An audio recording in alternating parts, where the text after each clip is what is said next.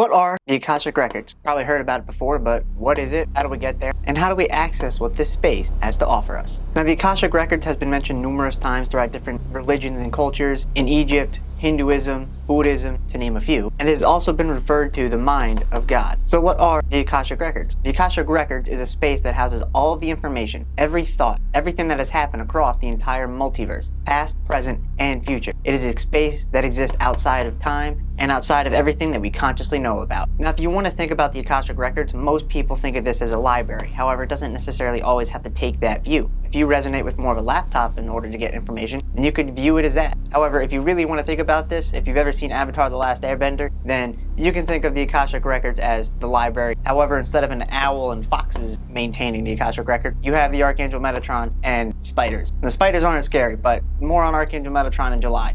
Waiting. Why July, you might ask? Well, I kind of made a promise and I have to wait until then. July 2nd, 10:10 p.m. There's your warning. Subscribe. So how do we get there? And how do we learn about all this information? What's going on, everybody? Welcome back to Moon Days with Michael. I'm your host, the Royal Triangle Michael, and I am cutting out the esoteric middleman and giving you the tools you need to connect yourself right to the source. So as I just mentioned, the Akashic Records is a space that houses all the information past, present, and future across the multiverse. This means that even you have your own personal Akashic Record where you can go learn about your life lessons in this life, your past lives, and anything else that you wish to know about yourself. However, you have to be ready to access that information, and oftentimes you're only shown things that you're ready to receive. But how do we get there, and how do we actually access this information? Now, the Akashic Record technically doesn't exist inside of any dimensional plane that we perceive, the first through ninth dimension. It exists outside of all of that because it has to house all of the information that is contained inside of those dimensions, so it must therefore live outside of it. So the Akashic Records is basically just a giant library of everything that's happened past, present, and future. Now, the big question of all the questions that most people are going to have: how do I access it, and how do I download information from it? Well, truth be told, anyone can access it. However, there are a couple caveats, and the caveat being is some people have an easier time with it than others. Now, this space, even if you are able to access it, can be quite challenging to get to. There are numerous different ways that people do it. Some people access this space through prayer. However, I don't necessarily recommend that option because when you pray, you become the prey.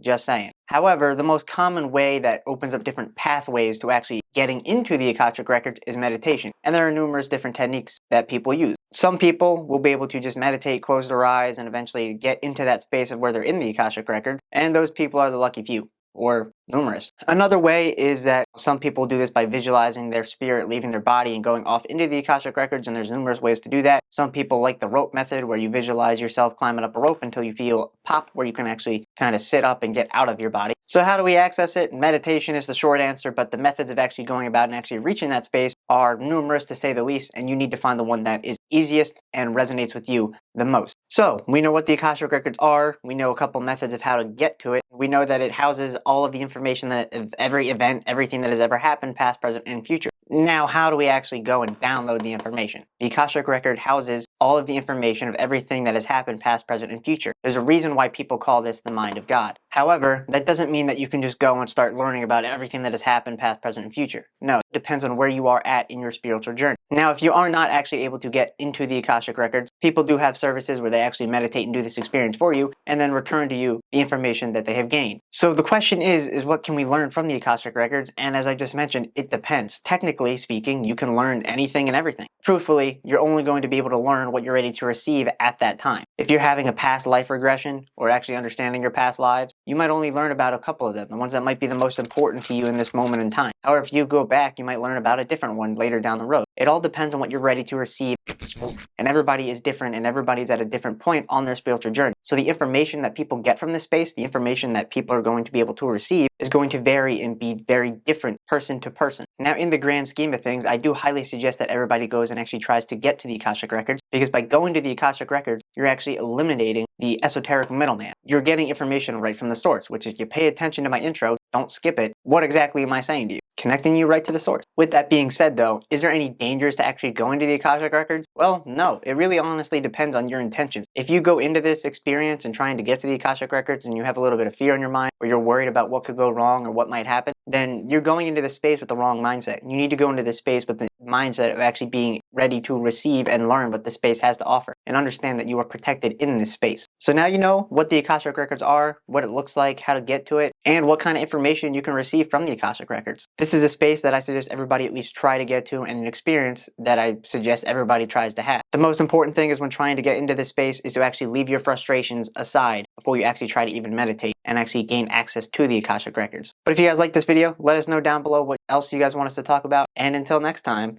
bye y'all.